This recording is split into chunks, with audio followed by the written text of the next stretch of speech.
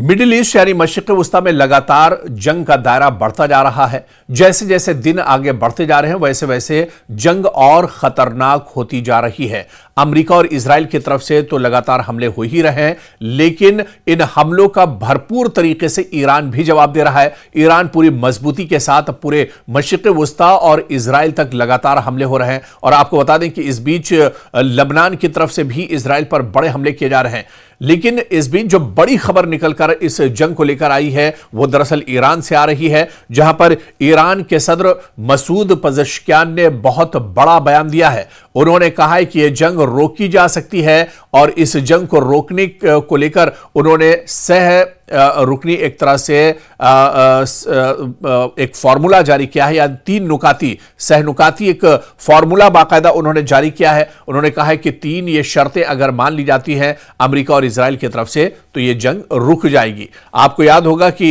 ये जंग इजराइल ने शुरू की थी। इजराइल और अमेरिका ने मुश्तरका ये हमला 28 फरवरी को किया था और उसके बाद लगातार पूरे मशरिक़ वस्ता में एक तरह से अफरा तफरी का माहौल है। जंग का दायरा लगातार बढ़ता जा रहा है और इस बीच आपको बता दें कि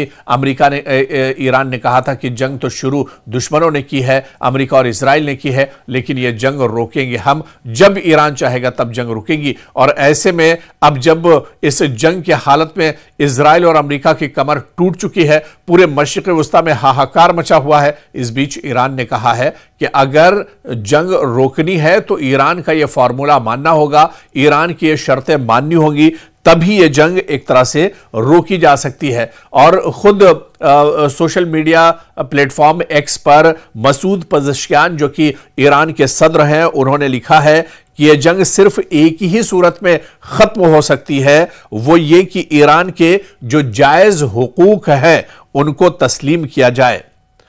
मसूद पज़ेश्कियान ने सीधे तौर पर कहा है कि ईरान के जो हुकूक हैं, जो जायज हुकूक हैं, उन हुकूक को तस्लीम किया जाए तो यह जंग एक तरह से रुक सकती है। और इसके अलावा उन्होंने एक और जो बड़ी शर्त रखी है कि मुआवजे की अदायगी और मुस्तकबिल में किसी भी किस्म की जारिहत के खिलाफ मजबूत जमानतें भी जारी हैं, यानी जो ईरान का इस जंग में नुकसान हुआ उसका मुआवजा दिया जाए और इसके अलावा इस बात को भी तस्लीम किया जाए कि आगे इस तरह की कार्रवाई इजराइल या अमेरिका की तरफ से नहीं होगी, खित्ते में इस तरह के हालात नहीं होंगे, आगे से जारिहत या जंग जैसी सूरत हाल एक तरह से नहीं होगी और जबरदस्ती ईरान पर जंग नहीं थोपी जाएगी। तो तीन चीजों को, यानी ईरान के जो जायज हुकूक हैं उन्हें एक तरह से माना जाए, इसके अलावा जो जारिहत है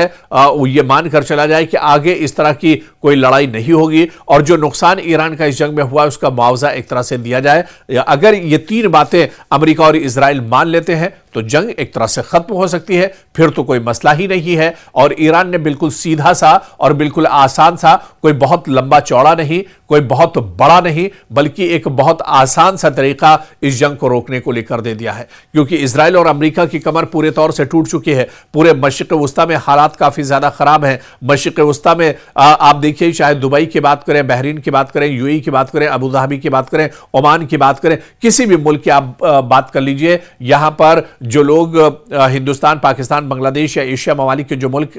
के लोग हैं वो दरअसल अब मुल्क छोड़ना चाह रहे हैं। एयरपोर्ट पर लोगों की भीड़ लगी हुई है, कैसे भी लोग अब यहां पर ये इलाका छोड़ना चाह रहे हैं, क्योंकि पूरे मशरिक़ वस्ता में पहले दिन से ही ईरान जिस तरह से हमले शुरू किए थे 28 फरवरी में इजराइल अमेरिका के हमलों के जवाब में जो कार्रवाई एक तरह से शुरू की थी ईरान ने, वो लगातार अभी भी जारी है। और ईरान ने कहा था कि जब तक मशरिक़ वस्ता में अमेरिकी तंसीबात, अमेरिका के सिक्योरिटी फोर्सेस के जवान, अमेरिका का जो अमला, अमेरिका की जो एम्बेसी, जब तक इस सब को खत्म नहीं कर लेंगे तब तक चैन से नहीं बैठेंगे। और यही वजह है कि ईरान की तरफ से जोरदार तरीके से ये हमले किए जा रहे हैं। और अब ईरान ने यह भी कहा है कि अगर जंग आप रोकना चाहते हैं, क्योंकि ईरान तो इस जंग को अब नहीं रोकेगा, ईरान जब चाहेगा तभी यह जंग रुकेगी, लेकिन अगर अमेरिका और इजराइल जंग रोकना चाहते हैं तो बहुत आसान सा फार्मूला है। तीन चीजें इस फार्मूले में दी गई हैं। इस फार्मूले को अगर इजराइल और अमेरिका तस्लीम करते हैं, आगे से इस तरह की हरकत अगर ये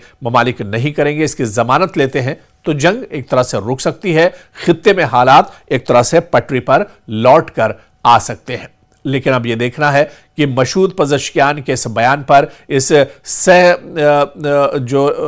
एक 3 नुकात का जो फॉर्मूला दिया गया है, सह नुकाती फॉर्मूला, इसे अमेरिका इजराइल तस्लीम करते हैं या नहीं। और अगर अमेरिका और इजराइल इसे तस्लीम करते हैं तो फिर आप मान लीजिए कि इस जंग में कितनी बड़ी चोट डोनाल्ड ट्रंप और बेंजामिन नेतन्याहू को लगी है, इसका अंदाजा लगाना भी एक तरह से आसान नहीं होगा।